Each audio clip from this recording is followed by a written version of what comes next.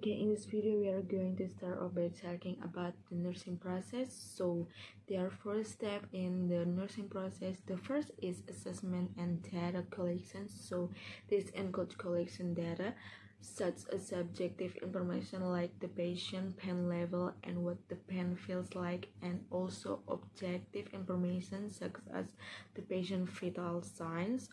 So what is really important for you to remember is a nurse, you always want to assess before you take action. So if you get an exam question saying a patient is sort of bird, what is your priority? Nursing action? Well, it's not gonna be to just call the provider or crank up the oxygen rate. It's probably going to be something like listen to the patient bird sound to see what you hear, check their SpO2, do your assessment first before you take action. So super important to know for exam.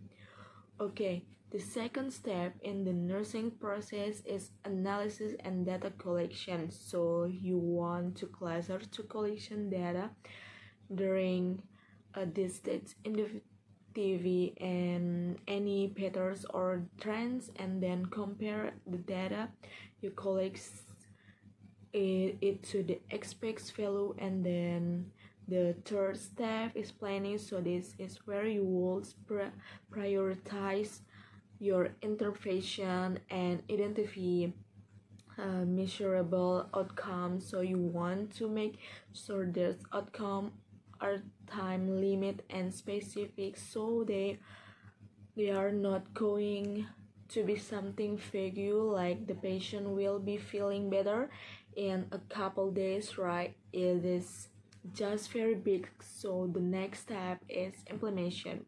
So this is where we are going to perform your nursing care, and you are going to document your patient response to the intervention that you're doing. And then the first step is evaluation. So this is where you're going to compare intervention where successful and the patient has made those outcomes the great. If not, then you got to work on a plan B and determine next step. Okay, so that is the nursing process. Like talks about patient admission, there are several things you need to do. Admitting a patient is pretty time consuming, but there are a lot of important things you need to do, and we are going over a view of those key items. So first of all, you want to document your patient FS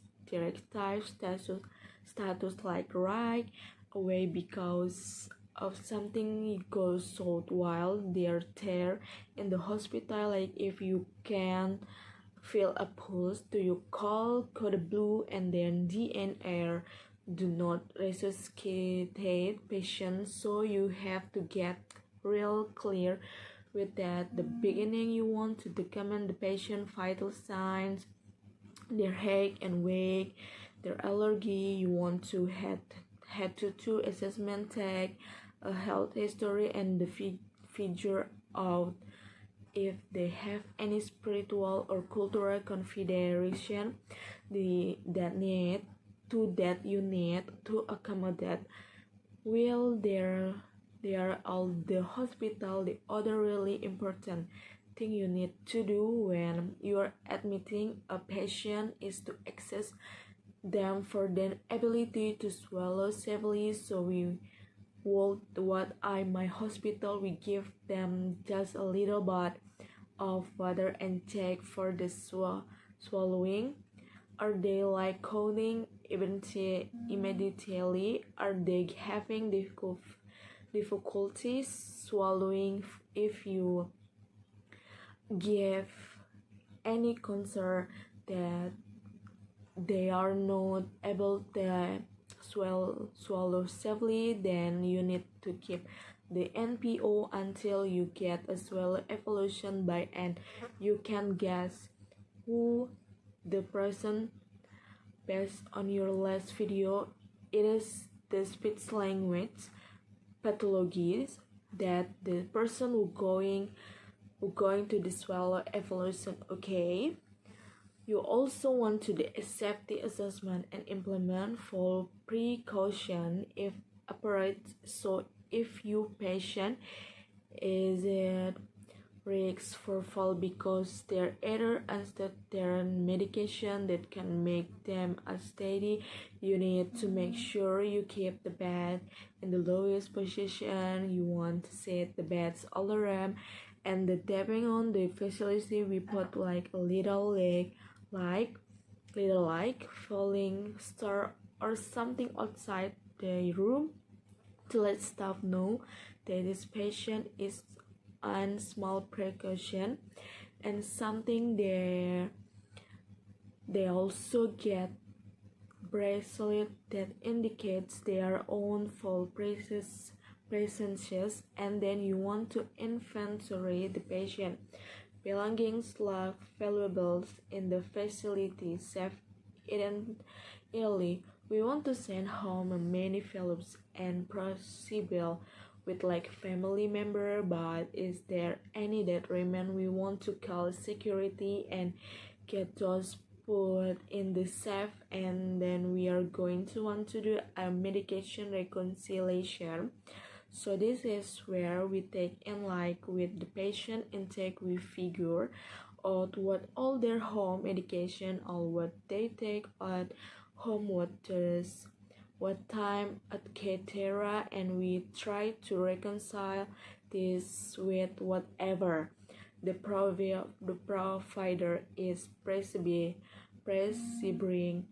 for the patient. And then lastly, but probably most importantly, discharge planning actually start at admission, and the really important one to know for your test. So we already thinking about how this patient is going to discharge as soon as they walk in the door at admission. Okay, let's talk about patient transfer now. So when they're going from one unit to another, you want to add some kind of tools such as an S bar. So S bar stand for situation background assessment and recommendation. So this is the great tool to us as you are giving report to the receiving nurse and other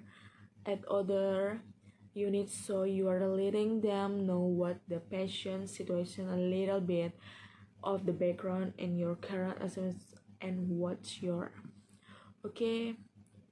recommendation are for the patient. And then is term of research, just like about some key component of research paperwork and just the teaching you need to do. Some key components research paperwork and the teaching you need to do. So in the research paperwork, you definitely want to include the patient diet and activity restrictions. You want detailed instruction provided to the patient for procedures that will need to be done at home, such as wound care. And then you want to provide a list of medication to the patient with the take its medication and any kind of precaution regarding to medication. You want to provide the patient information about signs and symptoms of complication and when to seek medication attention. And you want to provide follow-up appointment information. So 9 times out of 10 as the patient is leaving the hospital, they will need to follow up with their primary care provider within a couple days. And then you will always want to provide names and number of provider and or community resources that the patient may need when the discharge. So that is some information about admission, transfer, and discharge we will pick up in my next video. Thanks for watching. Thank you guys. Bye. See you.